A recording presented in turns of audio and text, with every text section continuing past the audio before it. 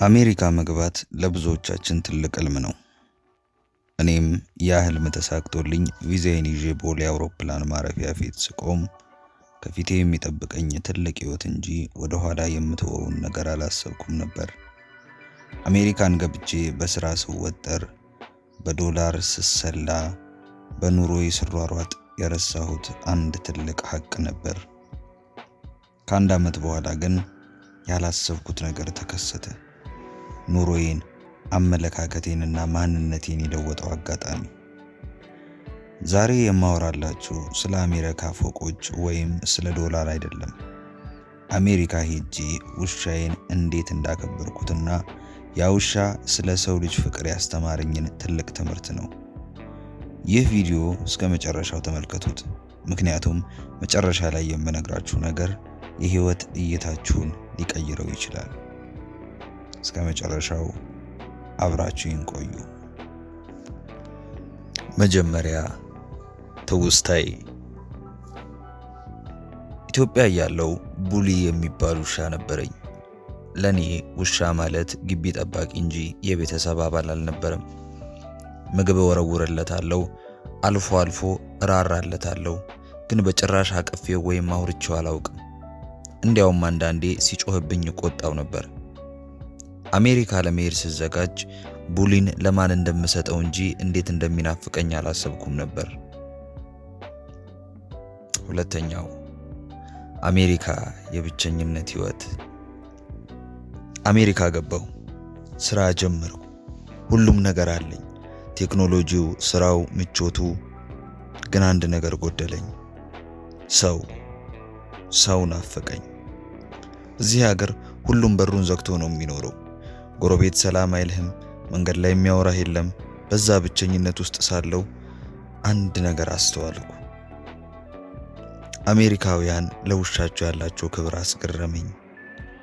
አብረውት ይተኛሉ፣ ልብስ ያለብሱታል፣ ልጄ ይሉታል። መጀመሪያ ላይ ይሄ ነገር ቅንጦት ወይም እብደት መስሎ ታየኝ። ሰው እየራበው ውሻ ላይ ይህን ያህል ገንዘብ እያልኩ ታዘብ ነበር። ሶስተኛው ለውጡ። ቡሊ ትዝ ሲለኝ አንድ ቀን ከስራ ደክሞኝ ስመለስ ጎረቤቴ ውሻዋን ይዛ ስትጫወት አየኋት። ውሻው አይኖቿን በትኩረት ያያል፣ ደስታዋን ይጋራል። በዛን ቅጽበት ቡሊ ትዝ አለኝ። ኢትዮጵያ እያለሁ በዝናብም በብርድም ግቢውን ጠብቆ እኔ ስመጣ ጅራቱን እያወዛወዘ የሚቀበለኝ ያ ምስኪን ውሻ።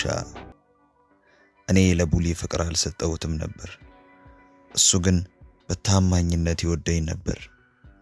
ብቸኝነት ሲያጠቃኝ፣ ሰው አጠገቤ በሌለበት ሰዓት ያ ግቢ ጠባቂ ያልኩት ውሻ የሰጠኝን ንጹህ ፍቅር አሜሪካ መጥቼ ተረዳሁት።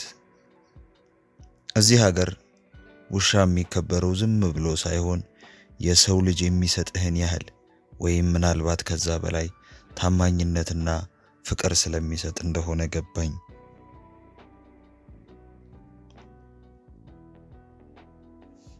ውሻዬን አከበርኩት ስላችሁ በፎቶው ላይ መስገድ ጀመርኩ ማለት አይደለም። ይልቁንም ለሱ የነበረኝን ዝቅተኛ አመለካከት ቀየርኩ። ማንኛውም ነፍስ ያለው ፍጥረትና የሚሰጠን ንጹህ ፍቅር ማክበር እንዳለብን ተማርኩ። ይሄ ታሪክ ለእናንተ ምን ያስተምራል ብላችሁ ትጠይቁ ይሆናል። 3 ከዚህ ታሪክ የምንረዳቸውን ቁም ነገሮች ልንገራችሁ። የመጀመሪያው የፍቅርን ዋጋ። ፍቅር ከሰው ብቻ ሳይሆን ካለንበት አካባቢና ከእንስሳትም ይገኛል። በዙሪያችን ያሉ እንደ ሰው ስለማይናገሩ ፍቅር የሰጡን የማይመስሉን ነገር ግን በፍቅር ዙሪያችንን ከበው ህይወታችንን ያደመቁልን እንስሳትና መሰል ነገሮች መኖራቸውን እንድናስተውል ነው። ሁለተኛው ዛሬን ማድነቅ።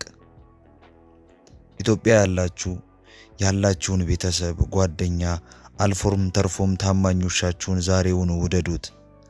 አሜሪካ መጣችሁ ብቸኝነት ሲያሰቃያችሁ ትዝታው እንዳይቆጫችሁ። ዛሬ ላይ ያላችሁ ህይወታችሁን ደስተኛ እንዲሆን ያደረጉላችሁን ማንኛውንም ነገሮች እነሱ ከሰጧችሁ ፍቅር በላይ ፍቅር ሰጣችሁ ዛሬያችሁን በደንብ አድምቁት። ሶስተኛው አመለካከት መቀየር። ስልጣኔ ማለት ፎቅ መገንባት ብቻ ሳይሆን ለሌሎች ፍጥረታት ያለንን ርህራሄ መጨመር ነው። ምክንያቱም ሌሎች ፍጥረታትም ሁሉ ልክ እንደኛ ተፈጥረው ነው። ባቀረብናቸው በወደድናቸውና ባፈቀርናቸው ፍቅር ልክ እኛም ከነሱ ምላሹን እናገኛለን። አሜሪካ ሄጄ ውሻዬን አከበርኩት። ምክንያቱም ሰው በሌለበት ምድር ላይ የፍቅርን ትርጉም ያስታወሰኝ የእሱ ትዝታ ነበር። ከዚህ ቪዲዮ ምን ተማራችሁ? የተማራችሁት ነገር ወይም እናንተ ከዚህ ጋር ተመሳሳይ ታሪክ ካላችሁ ኮሜንት ላይ ያስቀምጡልኝ። ሳምንት በሌላ በቆንጆ ታሪክ እንገናኛለን። እስከ ሳምንት ሰላም።